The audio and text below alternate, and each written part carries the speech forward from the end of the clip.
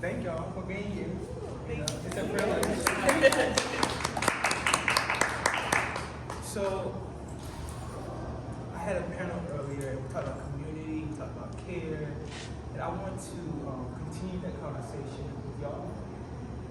And because we all work in spaces where we choose to show up, but we also understand that community also is an obligation.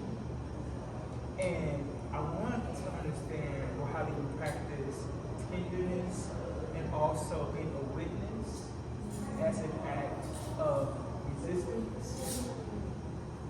Because I also know you can do the work, and so you know that Black women die at a higher proportionate rate. So when you are invested in the sustaining of that life, you are in resistance to the state that says this body should not be here. So I'm just interested in everything I have to say.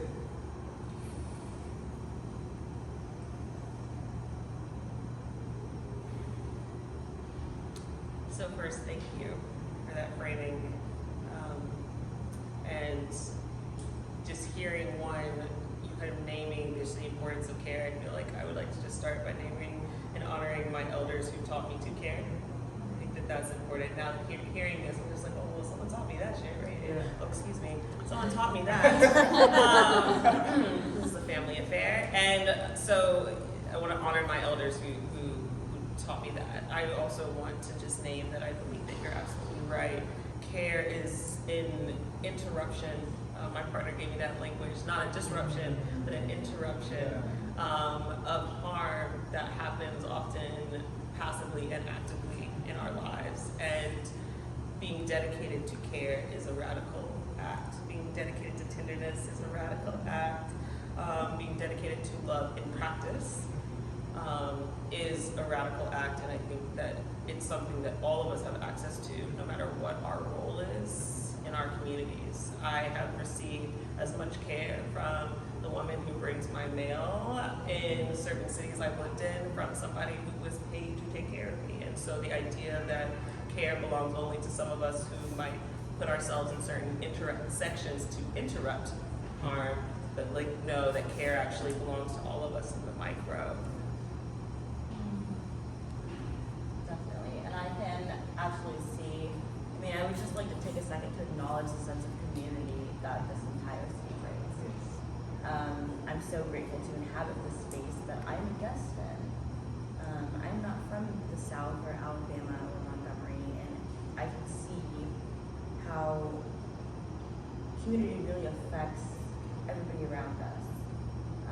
And I would like to note that building a community revolves around the sense of dignity, which brings us to the concept of love. When you practice love and compassion, you're able to understand maybe a little bit of what someone else is going through and treat them with dignity, and that builds a sense of community.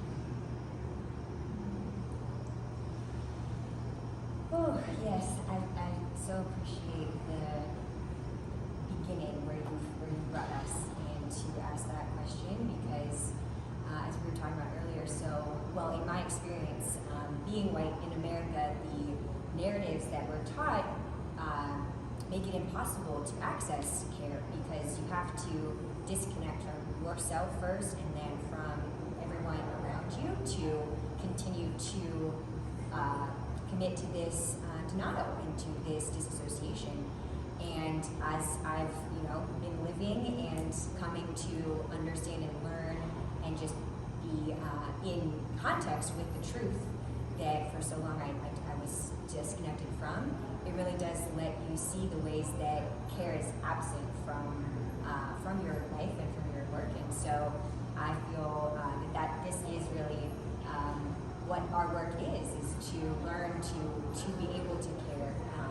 And I appreciate so much this witness as resistance, and how we're just a few blocks away from this amazing museum, this cultural site, the Legacy Museum, that asks us to witness, right? It brings forth the truth in video and in story and in text and in art, and this whole city.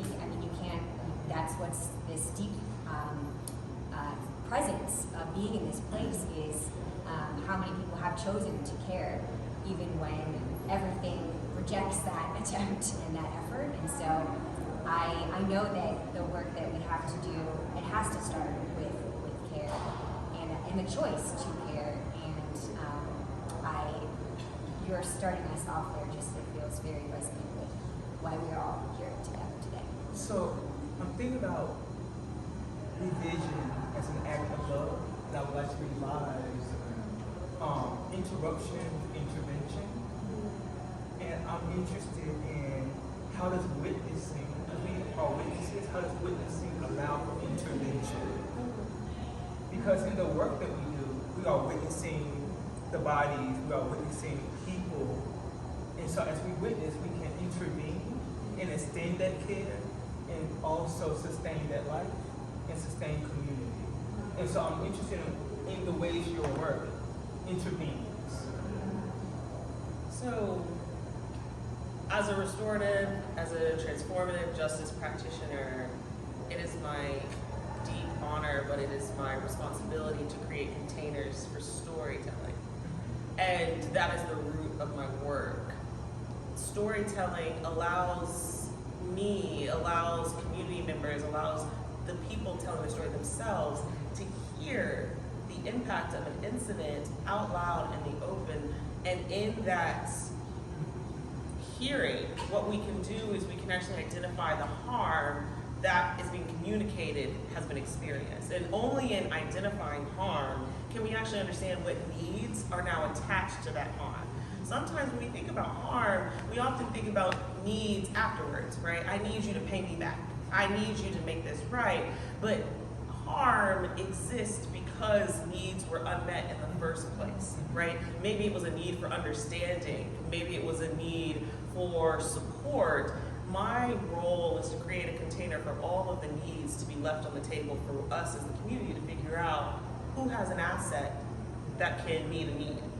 And really allowing us to sit in story not as a stagnant moment, but to sit in story knowing it is the vehicle that takes us to healing. That it is a continuous movement, it is the cycle of hearing story, because when we think about harm in one's lifespan, telling story is important to healing that. When we think about harm across generations, storytelling is how we carry that harm. Storytelling across generations is also how we heal that harm. And so it's really important. It doesn't matter if I'm talking about conflict with my partner, or if I'm talking about being at work and having a historical violence be trivialized in front of me by my boss. It doesn't matter what type of harm I'm living with, only through story can I explore how to get my needs met. And it is through meeting my needs, it is through having community walk that journey with me that healing can begin. And similar to what Jasmyn was saying, I think I'm a student, so in my education, finding those needs that need to be met, that have been unmet, whether that be on campus or just in a class, and I think a big part of that is just acknowledgement, and especially on this experience that I've had in this city, acknowledging the history, and a part of that is also listening, which brings us towards healing and ultimately, building a more just and inclusive world that we all can live in and have that space to be heard and feel like we are being heard, which will lead to healing. I just want to make sure, before I continue, can everybody hear okay? Do we need to speak up? No. We need to speak up a little bit louder? Yeah, please. Okay, all right, thank you. Please. An act of care right there. Active care was extended. Yeah. Well, both of your points of acknowledgement and just the question of how to intervene is where I've come to in my journey with racial justice work, and how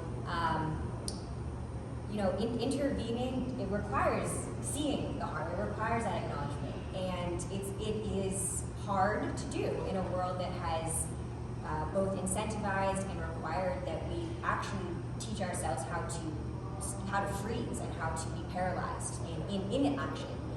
And it is, in and of itself, I feel deeply that learning to respond, learning to see first, learning to see reality, learning to then respond and build muscles, build new muscles that facilitate that with our bodies, to be able to settle our bodies, with the history, the knowledge of the history that could apply to us. Being able to then bring that forth and to respond and to intervene, it's deeply healing. And it's a very new and often strange experience I have found, because I have spent so many years with my family who is white and with my colleagues and many of my neighbors who, growing up where I grew up, which Jasmyn and I realized we both have experience in Connecticut, which continues to be a deeply segregated place. And I didn't realize until I started this practice of intervention, how that is an act of care for yourself. And although strange and difficult, it is also a muscle that we can and we must build, and it can grow stronger. And the healing is so empowering, because I know that growing up, not understanding this history intentionally, right, not being taught it, not having that structural access, it is very devastating. And we need something to move us out of that place of devastation, because that can just generate guilt and shame and these things that are needed, but also without that care through action, it can keep us stuck as opposed to responding. And then it is amazing how these very subtle and small choices to pause and to respond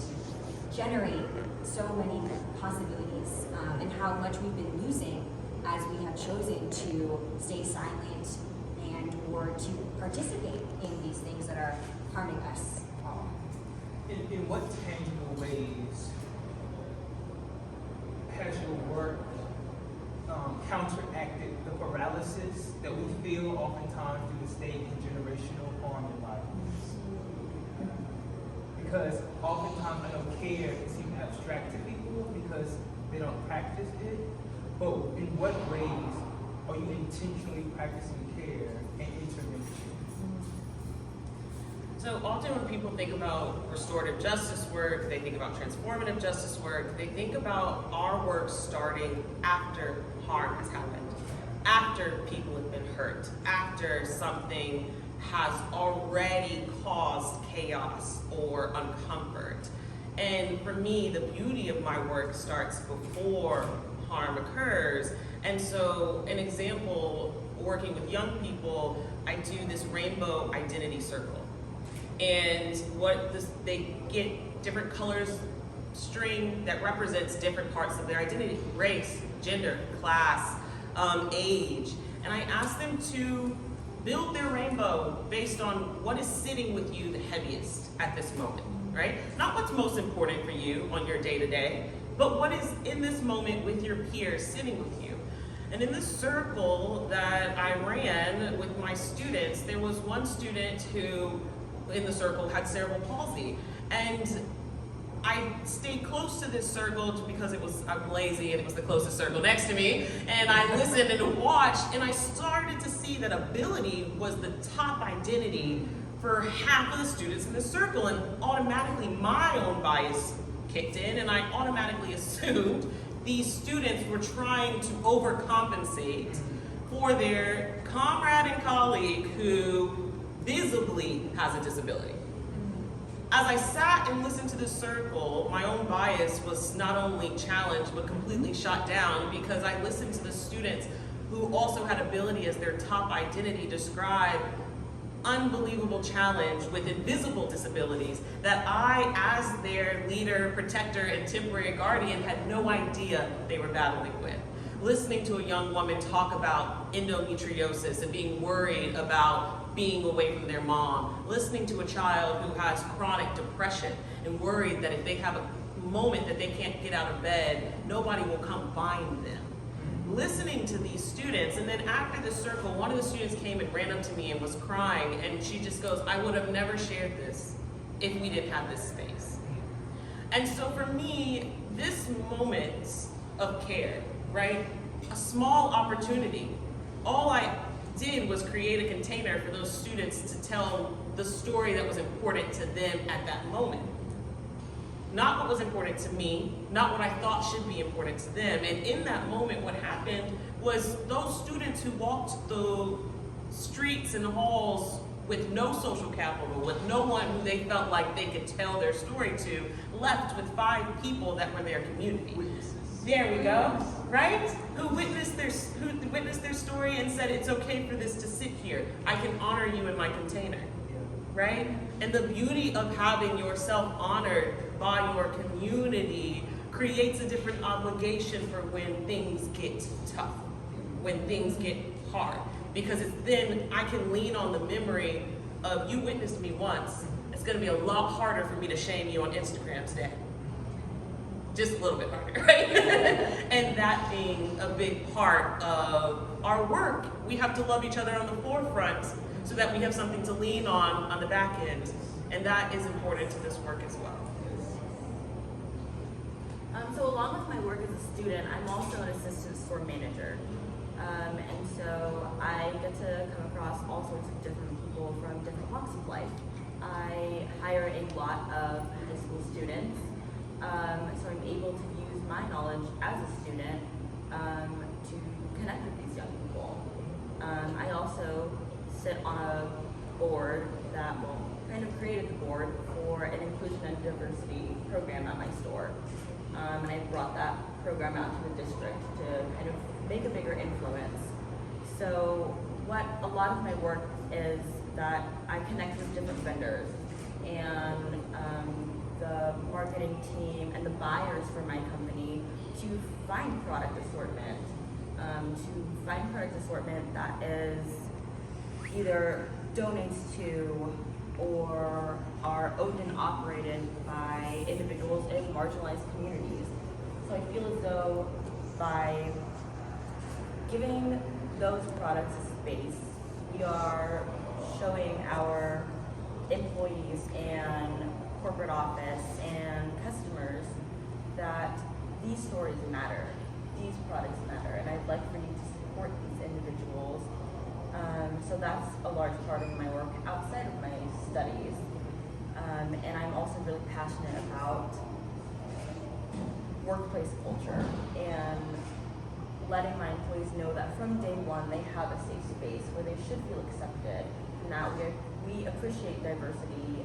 And my company actually likes to say our product assortment is as diverse as our employees are. And I feel as though by creating a space where we are able to share our stories and connect with just products that we see on the shelf allows for acknowledgement and feeling seen and being heard. The words that you give us are so powerful. Just the one word of care, tenderness, and paralysis it really makes you stop. And I've been lucky to get to follow this amazing poet for a number of years. And I remember you wrote a piece a few years ago about the influence of Toni Morrison in your life and your work, and you talked about her and imagination, and it's the source of self-regard, which is an incredible book. And that's where I learned from her how she talks about how our society, our racialized society, it hobbles our imagination. And of course we are in paralysis without access to our imagination. And I myself, and I work with white people in racial justice, and the consistent question is, what do I do, right? We have a lot of our people that are not wanting to reckon, right? But we do have also a lot of folks that come to the museum, come to Montgomery, or even in their own, watching the news, right? And especially in the past few years. And there's devastation to see so visibly this horrific, consistent violence and injustice. And then we ask, what do I do?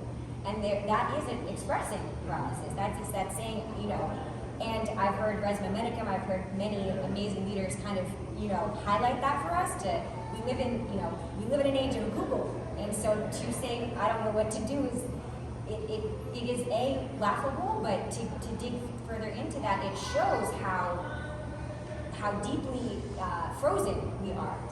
And so that is the work that I'm focused on, because it's, even though I have been working in racial justice for years, it's what my life is dedicated to, I feel that frozenness every moment, truly. And also, I see and learn from these amazing restorative justice and these practices, these schools of resource and muscle building that help us unfreeze. And that is, so what we do in the project that I'm working on is when people meet together in small groups consistently every week, together, alone, and we take ourselves to the task to answer that question. What do we do? You know, because no one can come and say, on Tuesday we're going to be in a meeting at work and something's going to be said and you're going to have to respond, or your mother's going to call and she's going to talk about this news. But when we stop and we look at who we are, who we know, where our resources, our affiliations, our relationships that we only have, you know, and it is much, I've done a lot of organizing, I've done a lot of canvassing, and I love talking to people, I love going door to door, but I have definitely seen that relationship gives you time, and it is only in time that change might be possible, right? And that we both have a stake, there is care. I love my mother, I love my father, and I know that they love me. And instead of abandoning them, which has been my prerogative for many years, you know, I had to see how in one conversation when we were talking about race, you know, something had been said and I was responding to the project that I'm working on now so that we can access these resources and we can do it together because we need our support, but we also need to learn how to act alone, right? It does take our own capacity to direct ourselves. And, you know, but people have been very good at directing ourselves. We've been directing ourselves for harm for many generations, but we have that capacity. So how can we draw on that to instead be an acknowledgement of the truth and in our role in our lives every day, and find those moments, and then after a while actually starting to observe and see them, start to respond, start to intervene, and then that can lead us to what repair has been needed for a long time. So I'm thinking about when they were talking about unity and how the wall came up, and I'm also thinking about how we don't have to do anything to deserve care. But first, in order for us to understand that, we have to confront the wall of guilt and shame. And so I'm interested in how do you maneuver through and alongside guilt and shame? Because it's always there, it's always present, right? But in order for us to receive care, we have to believe that we deserve it. So how do you do that in your work?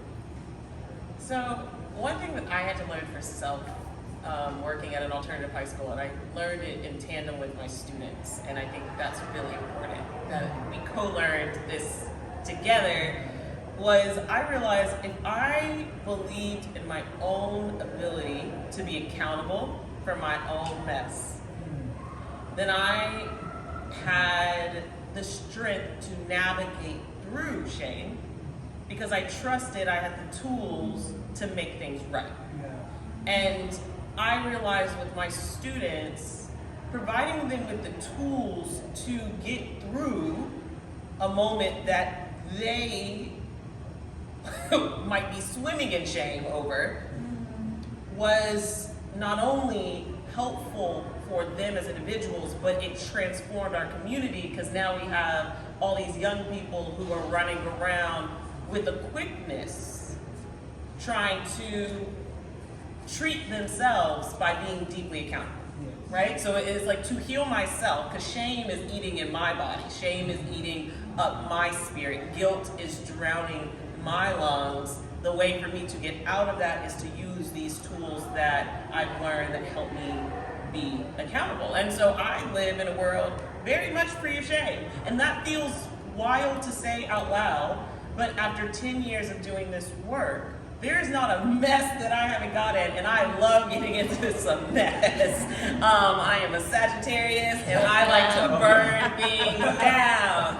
I'm also a daughter of Oya, so there is fire here all of the time. And so with that comes a deep need for me to use my own practice, for me to stay in community, because I know I'm deserving of love because I'm willing to make things right. And that means I don't need somebody to tell me I'm deserving of love. I don't need to find that from anybody else because I trust it, because I know that I have the tools to make things right and I'll use them if necessary. And I just want to piggyback really quick on this perpetual state of always know that I can always choose the right thing, right? And that's why it kind of brings me to abolition. You know, like I can always choose the right thing. I can always choose to divest. You know, I can always choose the healthier route, right? I can believe that this person deserves a second chance. They don't deserve to be locked up, right? How do we extend those tools of care? How do we become more imaginative and more creative? You know, because in order for me to believe I deserve something beyond this moment, I have to believe that something is possible. I have to be deeply invested in the future. And your future, and my future, right? Because if I'm only invested in my future, I can't extend you care. Because I'm not interested in your well-being. But if I know that tomorrow is real, I know that we have to be here together. And so I always have to make that choice for you to make the right, you know, like we have to be in constant conversation with possibility. Kind of going off Will's point of looking towards the future, acknowledging that we all have room to grow and giving yourself the space to grow, but not only giving yourself the space. I think if you come from a place of empathy and you're able to put yourself in someone else's shoes and say, I wonder how they are feeling, you can kind of maybe shed some of that shame or guilt that you might have because you are keeping someone else in mind in your action and day-to-day life. And even while examining different narratives, if you are open to change, you can take what you've learned in that storytelling and apply it to so many different facets.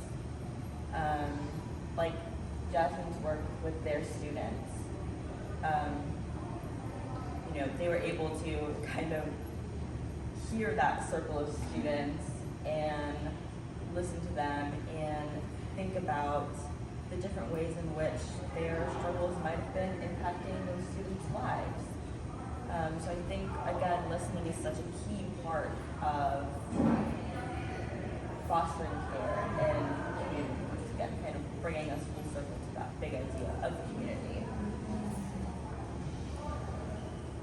Yes, I mean, you know, in this moment that we're in right now, seeing these bills, we're still in the legislative session here in Alabama and across the South, and we're seeing state after state successfully pass bills to ban the vocalization of truth, right? Anti-CRT and Don't Say Gay in Florida. And, you know, what I hear in conversations with my other, you know, with white neighbors and others that I'm coming to contact with is this immediate, I don't want to feel guilty, and I don't want my children to feel guilty.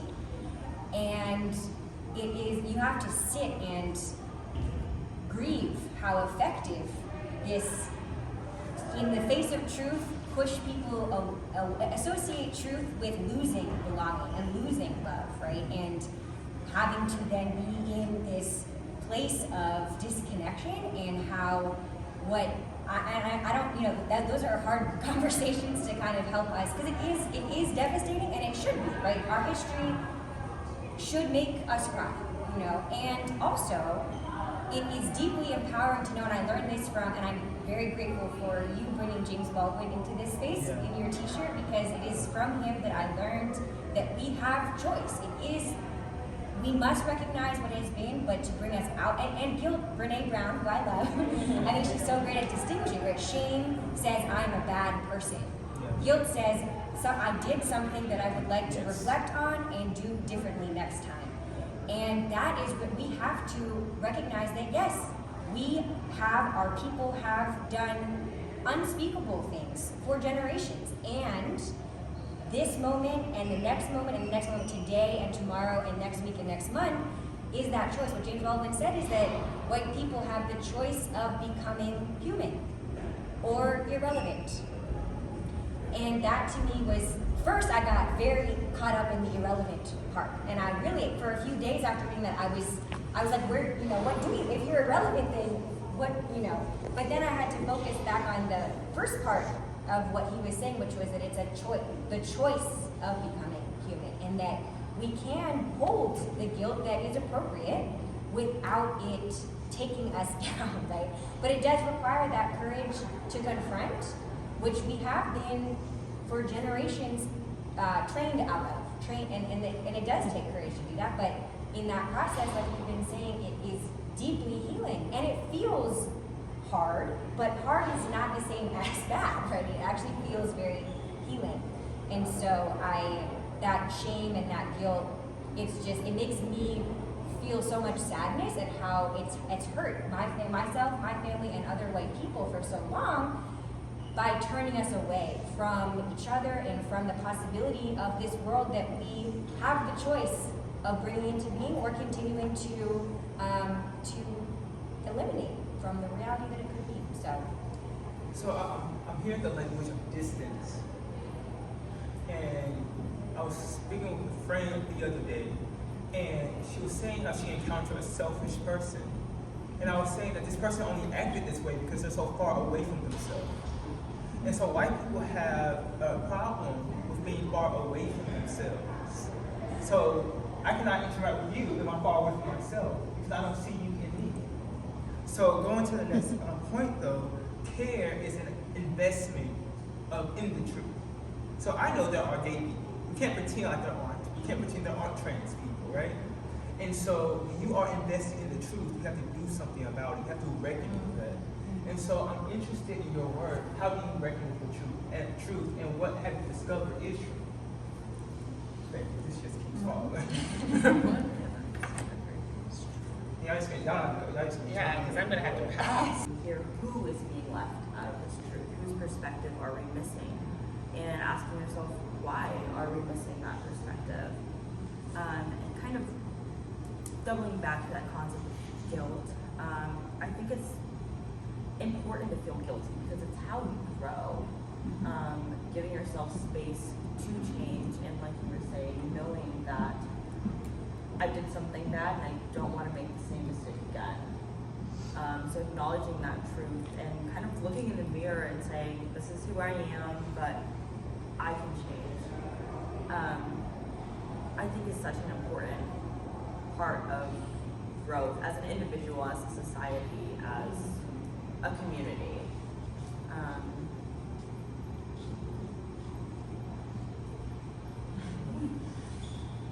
These words, again, that you give us, I'm just feeling how you are a poet and how you are making this conversation come to light. But the project that I am currently working on, which is how we as white people come together consistently to build these muscles of reckoning so that we can see and we can respond and we can repair injustice, racial injustice, as it happens every day inside of us and around us. The name of it is actually Reckon With. And everything's changing, so that might not always be the name, but it's because I hope it can be an invitation to all of us, right? Because the reckoning is truly infinite. We can reckon with ourselves first. Thank you to that point.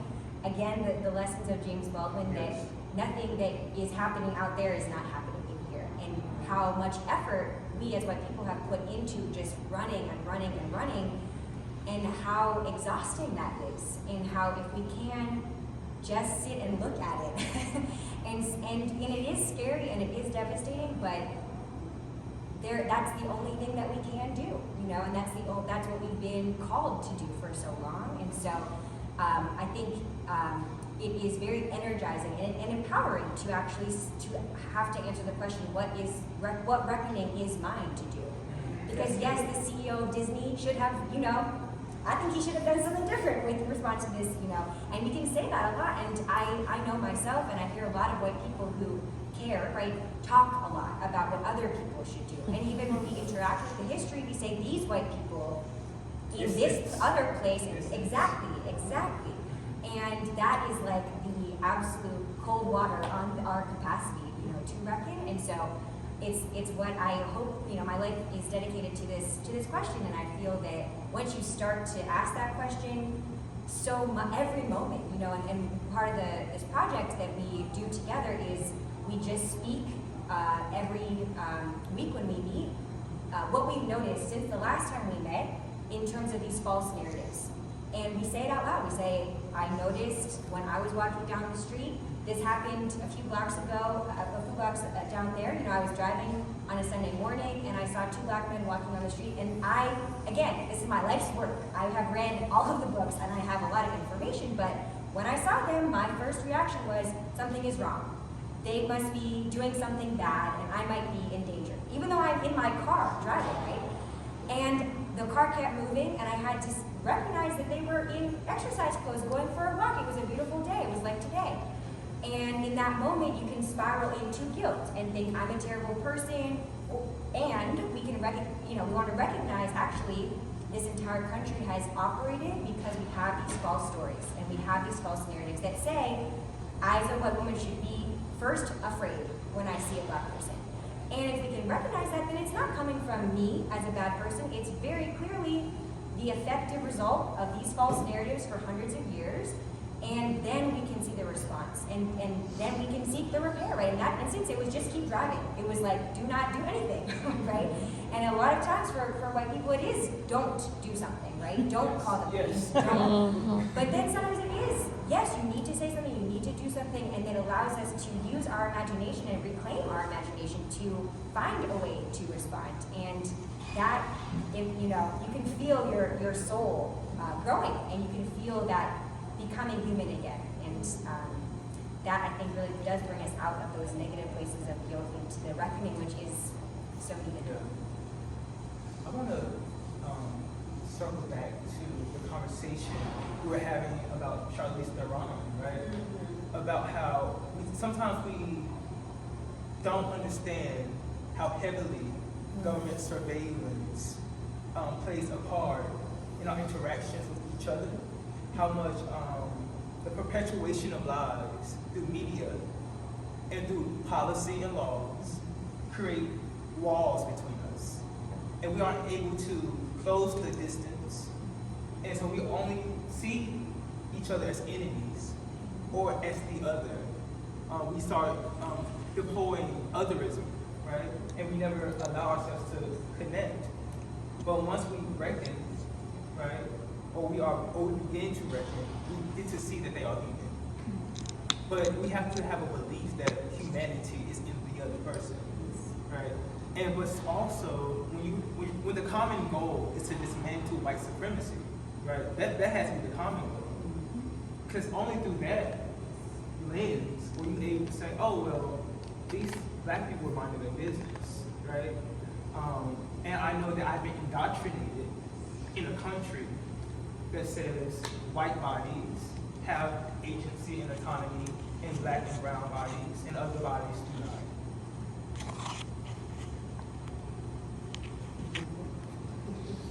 What to do with all that beauty you just laid out? I think it's really, really, really moving. I'm sitting with a lot in my body right now, listening to everyone, and this idea of seeing each other's humanity, this idea of othering, detethering. I think about, again, the importance of imagination. The greatest gift, I consider my grandfather the man who raised me, and he was a children's librarian. And he spent his life, he refused to leave the hood, Gary, Indiana. Because, that's right. Okay, he refused to leave because he believed that it was his job to take care of the widows and the children. That was what his line over and over again. I think we threw him like 4 different retirement parties to try to get this man to leave the neighborhood, and he would not. But what I learned from him, because the biggest gift he gave me, especially being a young person in Alabama,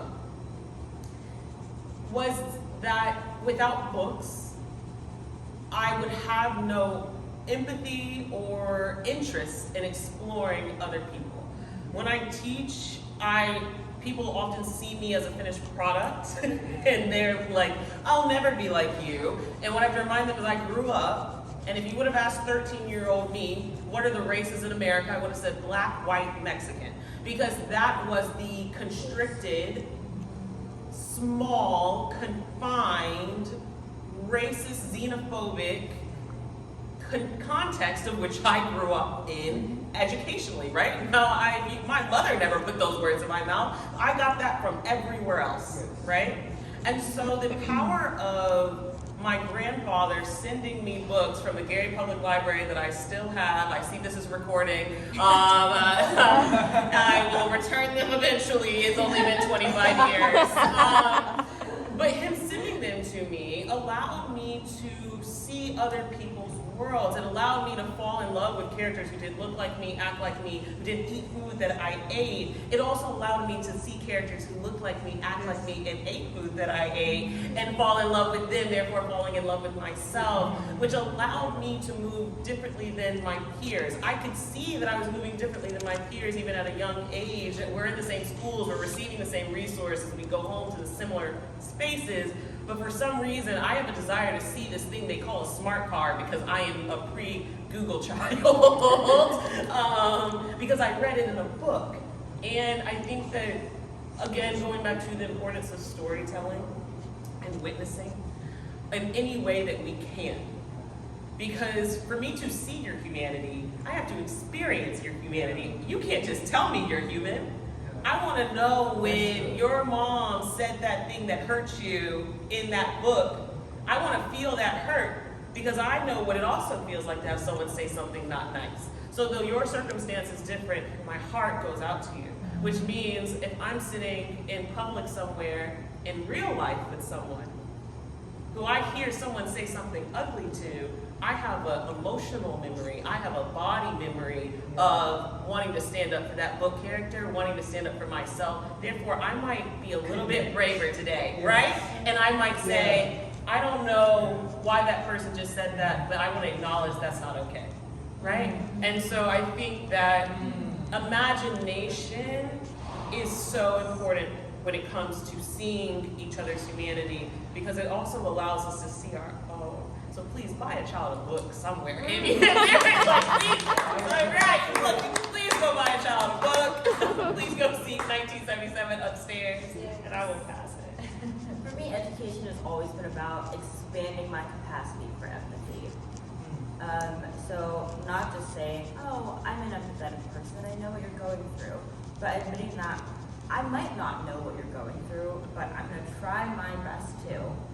And going back to that concept of imagination, for me, I'm taking my class in racial storytelling, and something I have, if I could wrap up my experience here in a pretty bow, racial storytelling is about embracing the imagination to not only look at the past, but use our history and challenge ourselves to imagine society in a radical way, to acknowledge that there can be change and there will be change as we start to take these small actions, whether that's reaching out to someone who you heard someone else say a mean thing about or to, and saying, I don't know why they said that, but you didn't deserve to hear that. And existing in, I'm a woman of color, but existing in Black spaces, especially on this trip, it's an honor to be accepted into this space and to hear different stories from people who don't necessarily look like me, but acknowledging that, we all share common threads here, whether you're white, Black, or have a different ethnicity, you likely can identify with some sort of injustice. And speaking up and using whatever privilege you might have to look at someone and say, I hear you and I want to change that. So kind of going back to what Elizabeth has been talking about with family, acknowledging within yourself, I see something that I want to change, and I can make that change by talking. For me, that's educating. I think that's what advocacy is all about. You need to learn in order to teach. So by examining the narratives that I have seen here in this city and in the different museums and the different books I have read in my studies, I've been able to think critically about the why. And, I can take these little nuggets of information I have obtained here and by reading and by listening to you here today. And thank you for letting me listen to you. And hopefully I can go back home and teach somebody something. Whether that's how amazing the food was here. And how I'm going to try my best to learn how to make sweet potato pie. Thank you, Jasmyn, for bringing us back to imagination because, yeah, I mean, you know, I have learned from so many people, from so many Black community leaders and friends, and how, you know, this role of imagination, that we must have it because we do not have a world that we have seen be caring and be loving and be equitable. And I have always felt very inspired by that call, but I do feel as my work in racial justice has brought me, you know, to myself and to that closest place, it is just vital because when I look at the data, right, and I am a researcher and I love to look at the data, there is no reason to believe that white Americans will ever choose to reckon, because we have not. And your So you said, how long does progress take? I can wait on father's gonna wait on progress. My grandfather's gonna wait on progress. yes. Before Baldwin, Hugh said, how long must we Yes. wait?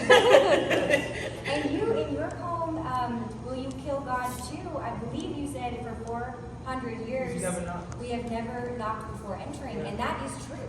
And so, I every day, I do question, is this sane even to try, right? Is this even, and that is what brings us to imagination, because we do have to be able to bring into vision something that we can be, not just our society and our country, but can I be different than I have been a minute ago, you know, let alone my parents or my ancestors, right? And so I think that I have just had to come to that, and I notice in myself, in my work, if I am not reading and I am not constantly in conversation with people who are living that way and showing me that that is possible, I shut down. And I have had weeks where I really feel lost, and I notice, I think, okay, what have I stopped doing? And it's because I've stopped reading and I've stopped being in those conversations, because I alone, and it's about, you know, community, as you've said, Jasmyn. You have to be constantly resourcing yourself with that, and that is a reality, right? We have seen people constantly imagine what has not been and can be, and that has just, I think that this work without that is truly impossible, so I really appreciate your both bringing that up. So, I recently had a friend come out to me. I identify as non-binary, and I had a friend recently come out to me as non-binary, and they had this moment of struggle within their workspace, where someone who also was part of the queer community called them out on their presence. And my friend is a white non-binary person, and in conversation with my friend, I realized that they could not see how they were not showing up as a caring ally for a person of color that identified as queer in that workspace. And I know my friend's read all the books. I know my friend has lived life next to me. But what I realized in this moment is that practice makes practice, care makes care. And so what I realized is my friend's never actually been in any community, especially because of his affluence, where he got to practice care. He understood care. We could analyze that moment on the back end, and I bet he could write a great paper about it. But in that moment, he did not feel in his body that he was being called to care. And I think that it's important, if the first step is us imagining care can exist, the second step is trying our best to practice practice. That knowing that practice doesn't make perfect, it just makes more practice. And if care is our loving practice, then we have to utilize that tool to learn the tool.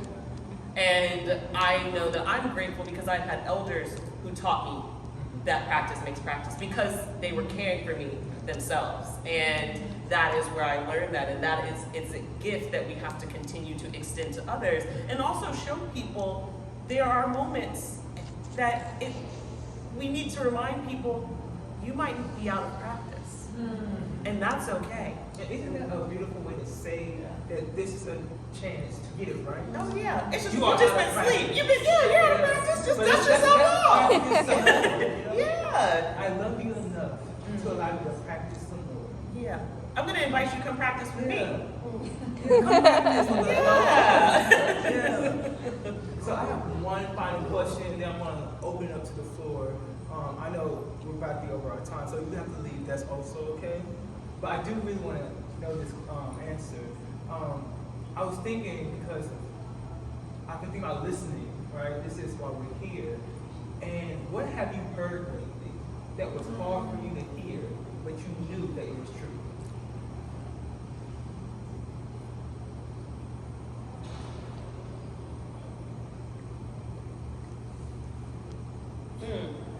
Someone called me in recently and said that the love that I was receiving from someone close to me was not deserving of the love I give others.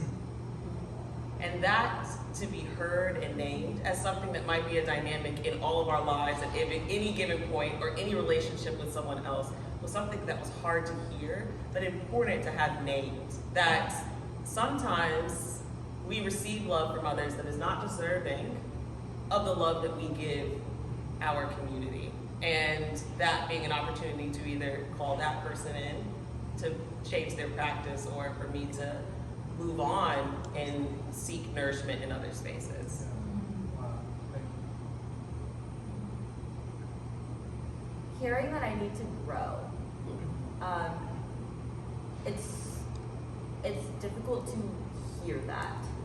I think it's something that we all kind of innately know, and you can tell yourself as much as you want, I don't know everything, but hearing it from somebody else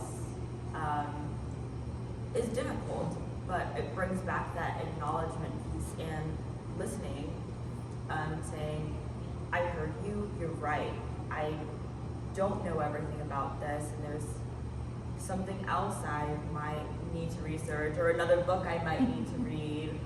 Our book list is growing here, let me tell you. But, you don't know everything, and you will never know everything. And reckoning with that and telling yourself, that's okay. Learning is a lifelong commitment. You're never done learning or growing. And I think hearing that on a regular basis as a reminder, stay humble. And I think it's so crucial, especially in storytelling. There's something to be learned from each individual that you come across. Each site you visit, every single sign I have seen here, marker, everything. There's so much knowledge out there in the world, and it's important that you seek it. But listen while you are seeking said knowledge. So in this project that I'm working on, I am speaking with advisors and mentors and trying, getting feedback because it's an experiment, right? To see if this can help us reckon better. And it every time, this is my experience, is that I'm saying, we need to turn towards the thing that's hard, and we have to confront what scares us. And in every session, there's that voice in me that is like, no, you're wrong. That it's perfect. It's already good. Like, it's not broken, and it didn't go wrong. I don't want it. I actually don't want to hear the feedback, and I'm seeking it, right? And I have to sit with that, and then it helps me to remember that, as you said so amazingly, this is about practice, and there's no way, it is very calming, actually, because it shows that even in the creation of this project, I'm being called to practice. And that it is hard to hear the truth. It is very hard, and it will always be very hard. And that we can hold that, and that every time we hear the voice that says, no, shut that down, and they're wrong, and they don't understand, every time we do choose to pause, and we do choose to sit with it, it just helps us grow a little bit stronger. And that is, it is, something I didn't recognize, I think, how hard that was going to be in this journey of the daily practice for myself of having to hear what I don't always want to. And I think also personally, this past week or two has been emotionally a little bit hard for me, and I found myself going directly into shame, just shame, deep spiral into shame. And I have beautiful, caring, loving, wonderful friends and people who are reminding me not just once, but every time I am starting to express this shame, reminding me that no, that is not the care that you wouldn't treat other people that way, right? And so I am also seeing how I know that is true, but again, it is the lifetime. My therapist said the lifetime work, right? This is your life. Yep. And so I appreciate that very much, and just keeps us energetic, I guess. I'm going to end on this, and then we're going to open up for questions. But practice saves lives. When white people practice, black and brown bodies are not murdered in the street. When straight people practice certain things, queer bodies and trans bodies are saved, right? So when you practice things, the tangibles are bodies get to live in an equitable future, right? When you are not practicing, people are dying. That's the reality. So when you find yourself in spaces where you are not practicing care or tenderness or love, just know that a body is vanishing because you are not practicing that. So I'm going to open up the floor now.